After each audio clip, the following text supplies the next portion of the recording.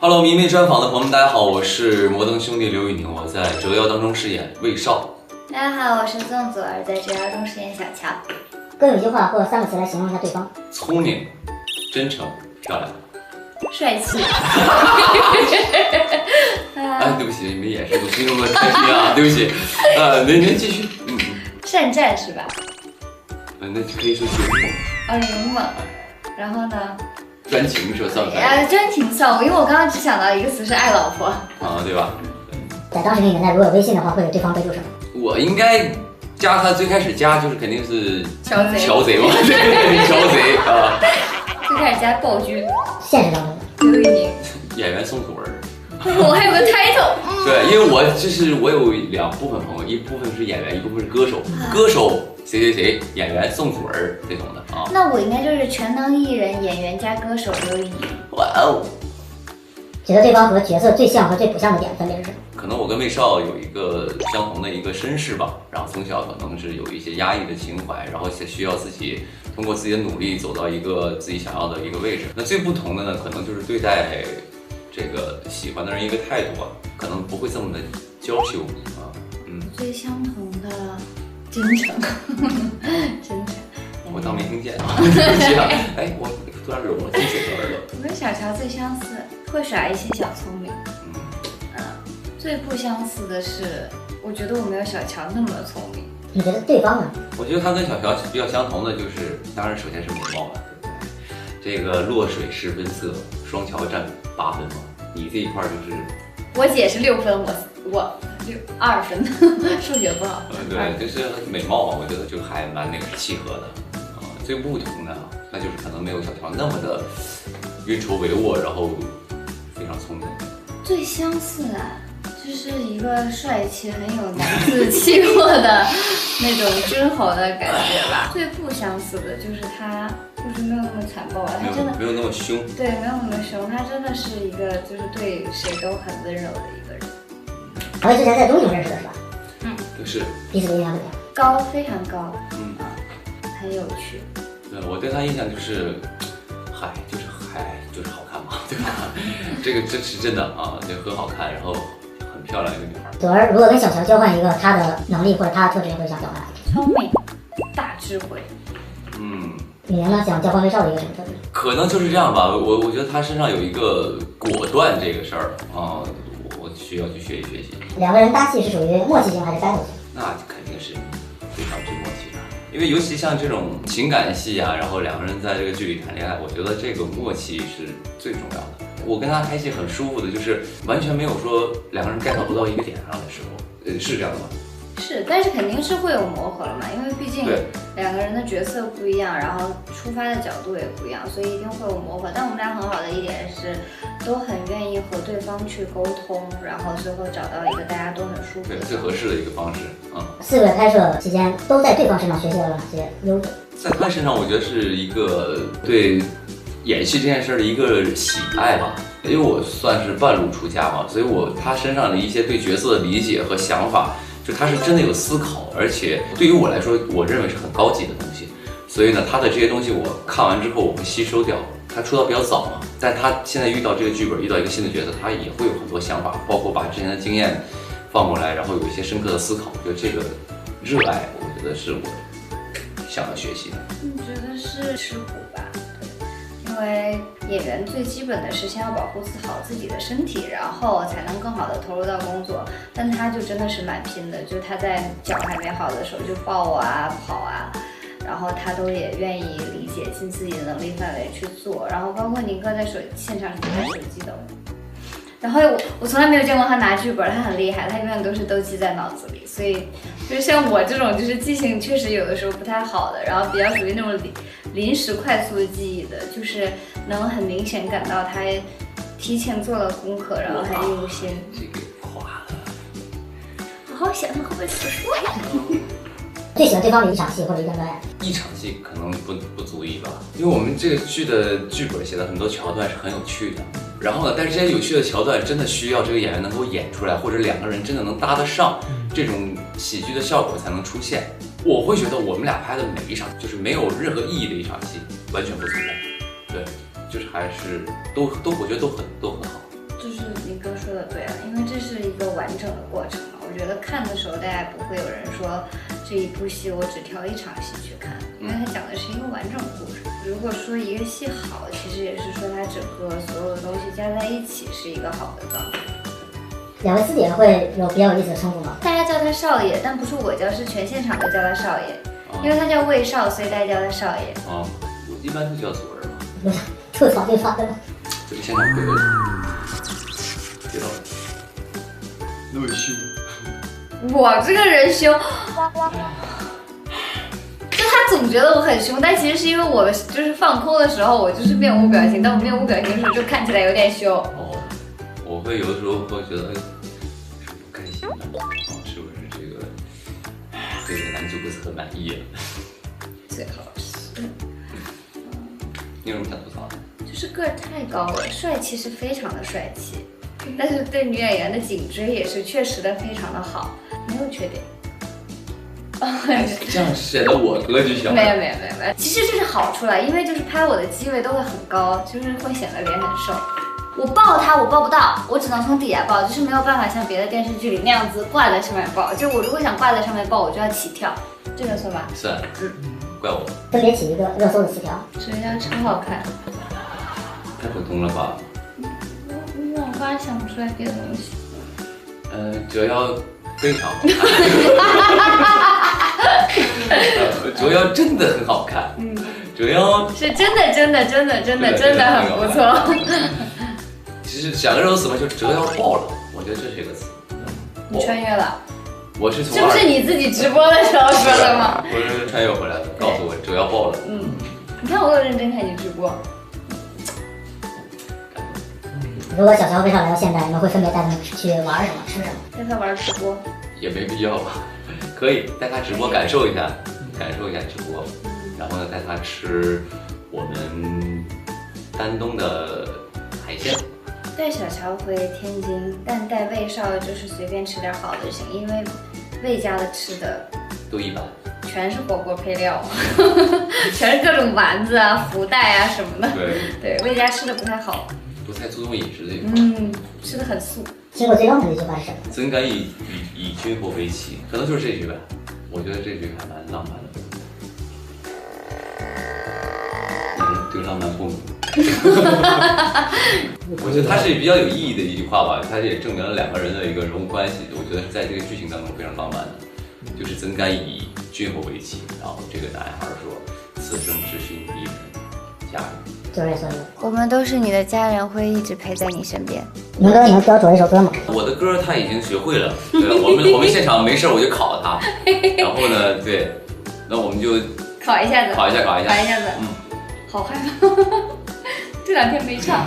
你说爱情就像啊满载故事盛开的花，我翻越山海送给你呀，你就再等一等我，好吗？我仍放肆前往啊，无奈这个世界总有点大。我路过深夜，寻找你啊，你就别再离开我，好吗？有些晚安。好唏嘘啊！不要唏嘘，没有，因为这两天没唱，这两天没复习。行，明天开始咱们再每天早上到现场必须唱一遍。老粉丝了，我这黄色的灯牌啊。忧郁，忧郁倒从来没有。这么致命的问题就没必要了吧？你就像此时此刻让他唱出我3首歌是一个一样的问题。我什么时候这样过啊？你是不是这样？最难把握。这样的。我知道我要抢答。那你看你，我只怕配不上你的嗓音。祖儿看过与您直播吗？看过啊，特别是拍戏了之后老看，老粉丝了。我这黄色的灯牌啊，举一举。他确实是一个非常有趣的人，但是确实跟直播也不太一样。宁哥本人还是一个非常沉稳，然后忧郁。忧郁倒从来没有，从来没有忧郁过。我能感觉到他直播的时候，他是一个非常有逻辑，但他本人也是一个非常有逻辑的人啊。只是他平常在现场，我觉得虽然他没有像直播的时候那么欢脱，但是他还挺幼稚的，就比那个更幼稚。这个要是再瞅着吧，我当场给教班吃了。天哪，我已经绝了！经常会说一些网上冲浪新来的词，就是唱一些奇怪的歌。但我觉得他直播很厉害，就我有专门去参观过，因为有一天我在看他直播的时候，我就是不知道他到底那些滋滋那些声是怎么弄出来的。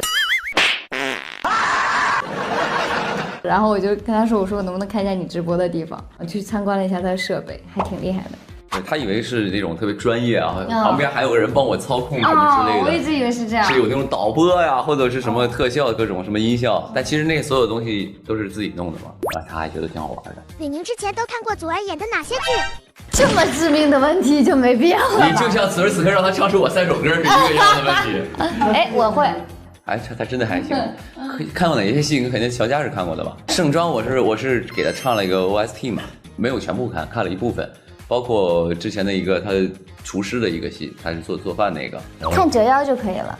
两位在位平时会模仿对方吗？哎呦我的天哪，这个优秀的演员讲究的就是一个模仿嘛，还能模仿吗？我有什么可模仿的吗？比如，我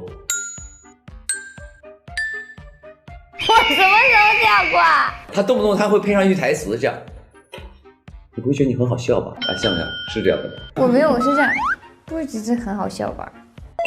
略带一丝嫌弃，我是鼻子动，张鼻孔。你不是动鼻子，你会觉得自己很好笑吧？那你模仿一个我。刘哥，这简直是我最擅长的，我给你拿着呢。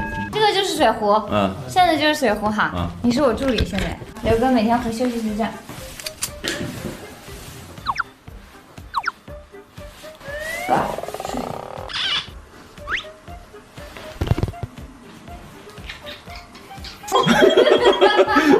这么油腻？不是，你真的是这样，而且你知道吗？别人捞袖子不都这样捞吗？他永远都是这样捞，因为他胳膊又白，他每天就这样一捞，然后那个胳膊就一白花花的一条。你是不是这样？好像还真是。你看，对啊，他就这样。对，我刚说忧郁嘛，就是忧郁男子不都这样吗？忧郁男。水哥。忧郁倒从来没有。雨宁，你觉得拍摄过程中最难把握的戏是什么？最难把握是这样的。我知道我要抢答。啊，那你看你看，这看我救救你，我救救你。谢谢你，您说。凶我的戏，因为刘宇宁本人是一个很绅士的人，所以他对凶女孩子是他自己其实上劲儿了。您说。他对凶女孩子是他自己有点接受不了，然后他也觉得不太 OK 的，但是其实就是可能因为我就是女生嘛，然后平常也看剧，所以我会偏女性视角，我会知道其实有些这些东西在情理之中是还 OK 的，是可以接受的，有的时候还觉得这个男人不是没有不够啦，就是这个男生还挺酷的，因为是在他的人物合理范围之内的，但是他自己本人有的时候虽然他可以接受，但他需要自己在旁边难受很久。他说，为什么要对他这么凶？为什么要上手掐他？他就不太 OK， 而且他会一直问我说 OK 吗？可以吗？我能用点力气吗？我说可以。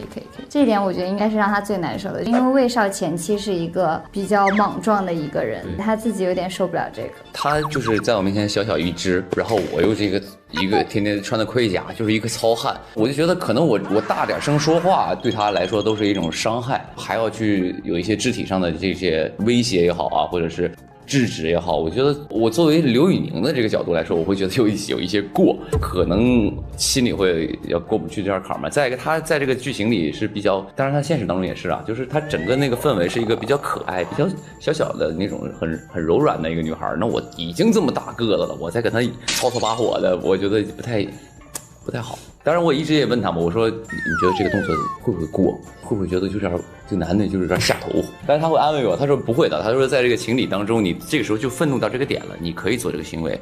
哦，那好，那我就踏实，我就可以去演。雨宁之前戏里应该没有过演父亲。对，是，我以前演的戏基本都死。我活不到最后啊，就是演死这件事非常擅长，但这把活的还有点不太适应。这回终于就是在这个戏里有一个圆满的结果，而且还有了一个小朋友。第一次抱这个女儿感觉怎么样？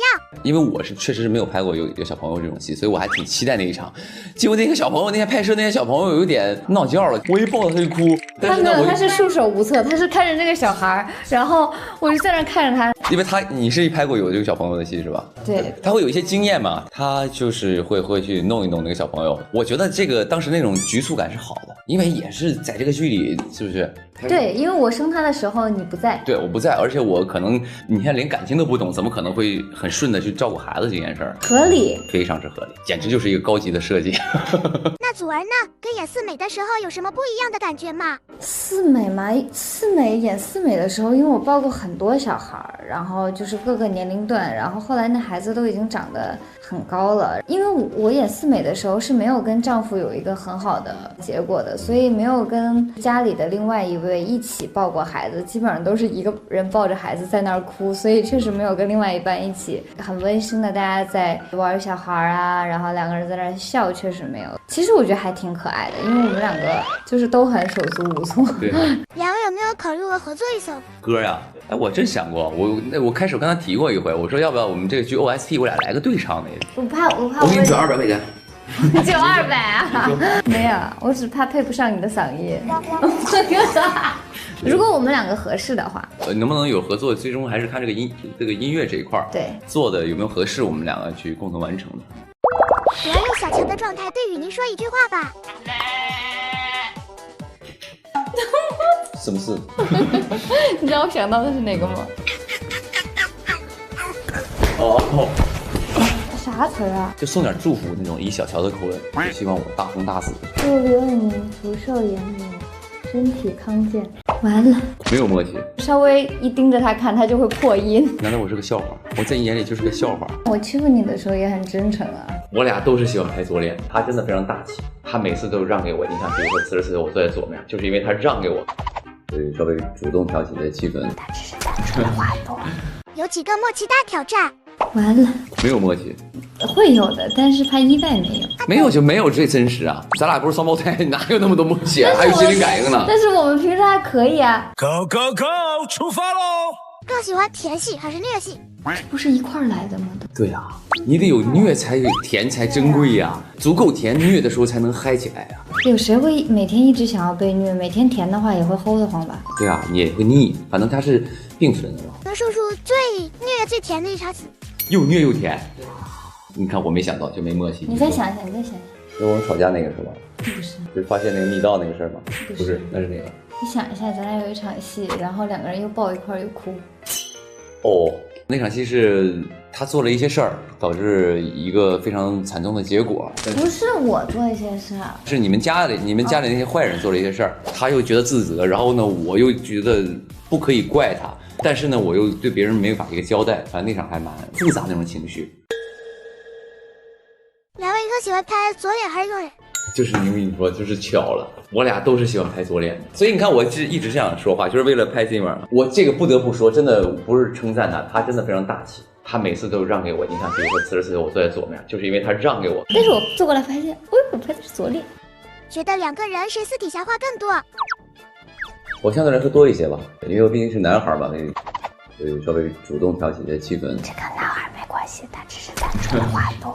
谁的笑点更低呢？那肯定是他吧。就是你们到时候如果看戏里播出来的我眼底卡本，就是因为每天太快乐了，就每天天天都在笑，嘎嘎笑。对，他有的时候就看到我就觉得你好好笑，我说难道我是个笑话？我在你眼里就是个笑话，他是笑点相对低一些。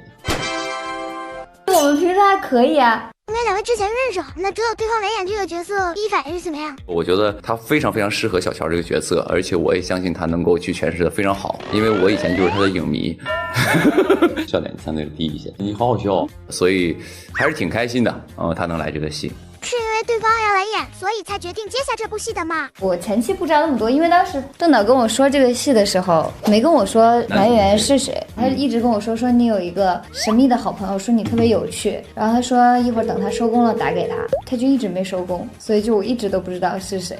拍了这么久，两位觉得哪场戏是你们拍的最过瘾的？还用了过瘾这个词，哪场戏你觉得比较过瘾？过瘾吗？哪种过瘾呢？不是，相对来说情感戏啊，情感戏两个人真的要相信彼此的那个情感戏，会觉得比较的过瘾走心吧。不男只有最多的戏也是感情戏嘛。对，其实是啦，其实是。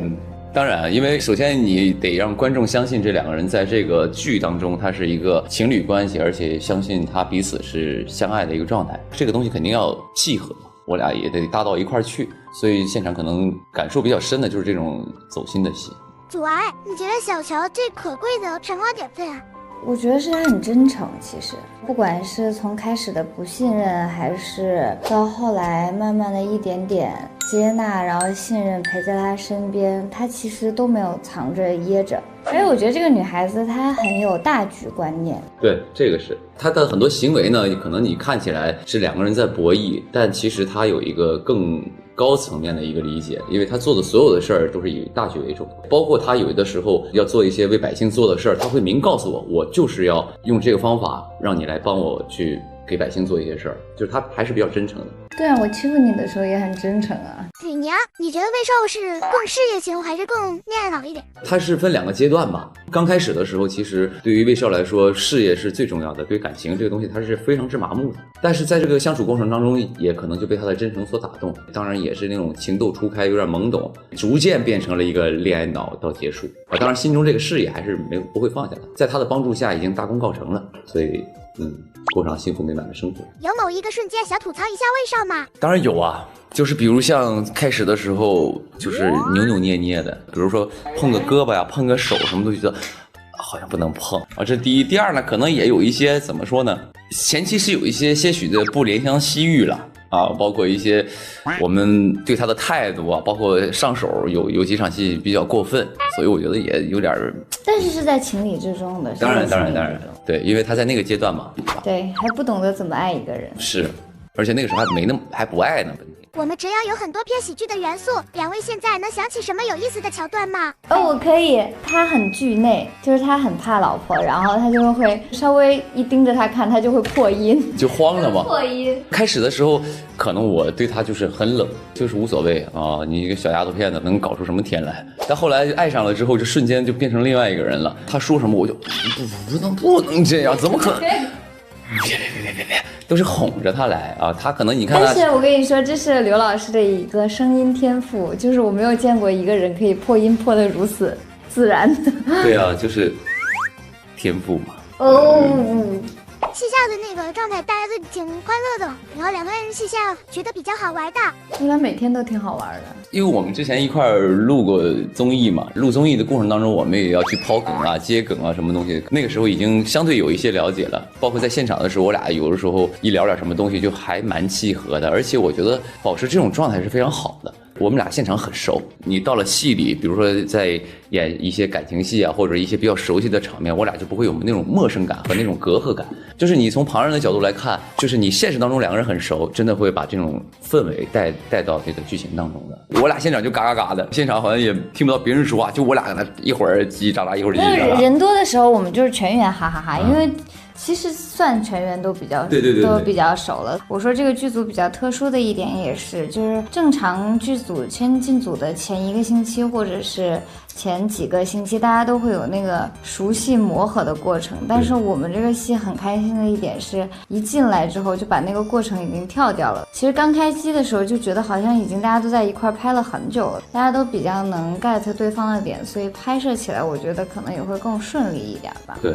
九儿10几年后再和刘老师合作，有什么不一样的感受？不管是他整个人的状态啊，还是长相啊，还是他整个人的精气神和他所有的东西，其实真的好像跟我小的时候记忆里的他是一模一样的。因为那个时候他就是一个很有气势的一个女人。那个时候我很小嘛，然后我就看她坐在那个王母娘娘的那个座上，就是你会觉得跟他说话都觉得会有点害怕的那种。现在因为我们跟他一起的戏还有挺多大场面的，他站在那儿，你就是还是觉得是一个非常有气势，然后非常有野心，然后有抱负的一个女人吧。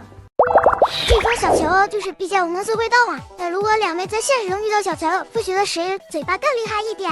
你吧。我觉得是我。别看他可能看起来好像是很伶牙俐齿的人，但有的时候他其实是对。没事，有点笨可以说出来。是可以说的是吗？嘴是有点笨的，真的是不赶趟。我都怀疑他是那种跟人吵架，然后呢，当时肯定吵不过人家，但是回头睡觉之前想想，哦，我当时说这句话就好了，是不是这种的？不是，你不用觉得我就是。